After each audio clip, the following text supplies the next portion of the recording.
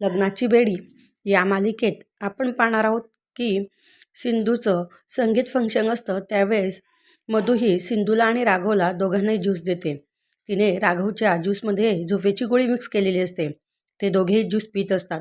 त्यावेळेस मधू राघवकडे बघून म्हणते की राघव, तू आत्ता शांतपणे झोपशील, बाहेर येणार नाही आणि सिंधूचं लग्न पूर्णपणे पार पडेल, तोवर तू कोणाचा अपमानसुद्धा करणार नाही. या आनंदात ती असते. त्यानंतर सिंधूच्या अंगावर तिच्याच हाताने थोडंसं ज्यूस सांडते. ती म्हणते, सॉरी, मी जरा क्लीन करून येते. म्हणून ती क्लीन करण्यासाठी तिच्या रूममध्ये जाते. त्यानंतर ज्यूस प्यायल्यानंतर राघवलासुद्धा असं गरगरल्यासारखं होतं. तर तो म्हणतो की मला कसं तरी होतंय, जरा मी थोडासा आराम करून येतो. मधूला खूप आनंद झालेला असतो आणि राघव जातो तर मात्र सिंधूच्याच रूममध्ये जातो आणि तिथं तो झोपतो. त्याच्या पाठोपाठ मधू येते आणि मधूसुद्धा बघते की राघव आला तर आला या झोपेच्या हिच्यात, परंतु सिंधूच्याच रूममध्ये आला. त्याच्या मनात अजूनही सिंधूबद्दल प्रेम आहे आणि सिंधूचं लग्न झाल्यानंतर तो तिला विसरू शकेल का, असं ती बोलते आणि दाराला कडी लावून निघून जाते.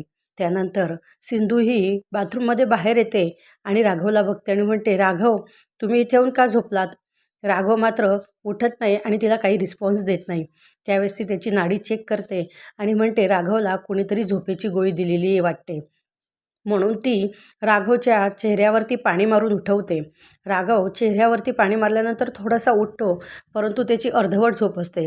त्या अर्धवट झोपेमध्येच तो सिंधूचा हात पकडून सिंधूला म्हणतो की Sindhu, I miss you, I miss you, आणि पुन्हा झोपी जातो.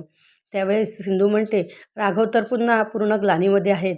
पुन्हा ती त्याच्या तोंडावर पाणी मारते आणि त्याला उठवते आणि सांगते की राघव, उठा, आपण दोघेही या रूममध्ये आहोत आणि बाहेरून कोणीतरी कडी लावलेली आहे.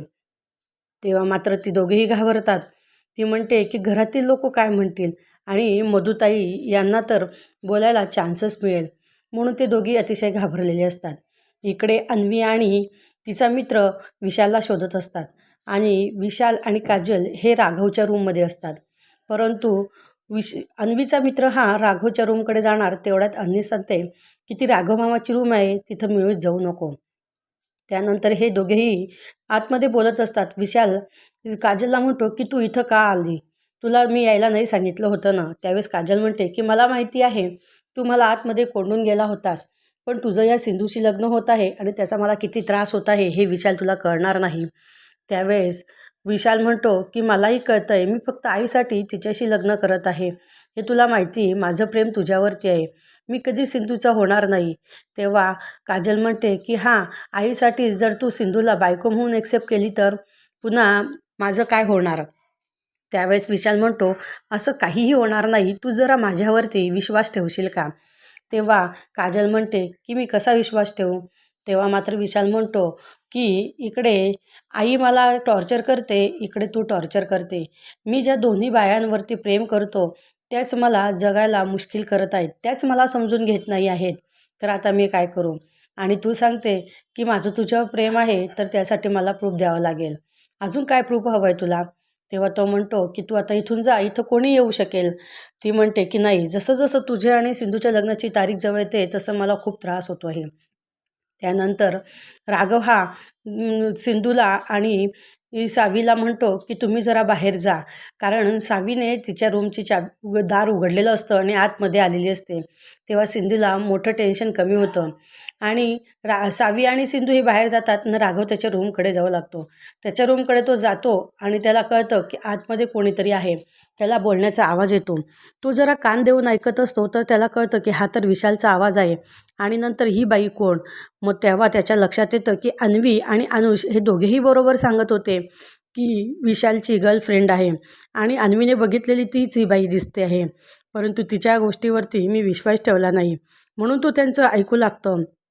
त्यावेळेस ती म्हणत असते की विशाल, तू सिंधूवरती प्रेम करणार नाही का? तो म्हणतो की नाही, आपल्या दोघांच्यामध्ये कोणी येणार नाही, परंतु तू आता बाहेर जा.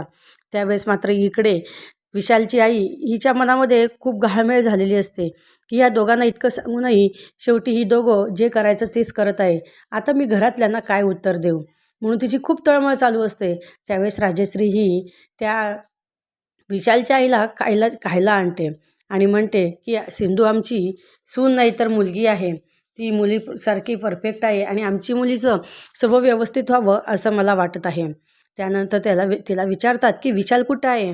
तेव्हा ती सांगते की फोनवर बोलत बोलत बाहेर गेला, ऑफिसमधनं कॉल आला आहे. त्यानंतर राघव त्या ठिकाणी येतो आणि राघव म्हणतो आई चल जरा.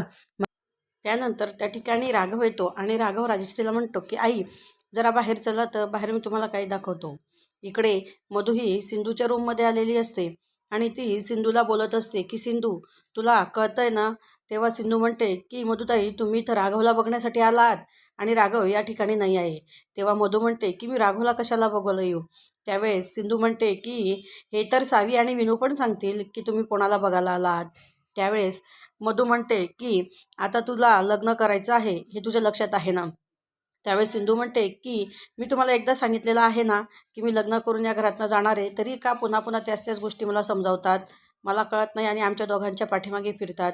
इकडे राघव या सगळ्यांना घेऊन त्याच्या रूमजवळ गेलेला असतो आणि बाहेरून अनुजने कडी लावलेली असते. म्हणून काजल ही दरवाजा उघडू लागते तर दरवाजा उघडत नाही. तेव्हा ती म्हणते की हा दरवाजा बाहेरून लॉक झालेला आहे. त्यावेळेस मात्र विशाल हा खूप टेन्शनमध्ये येतो आणि तो म्हणतो आता काय करायचं. ते दोघेही दार उघडण्याचा प्रयत्न करतात परंतु दार उघडत नाही.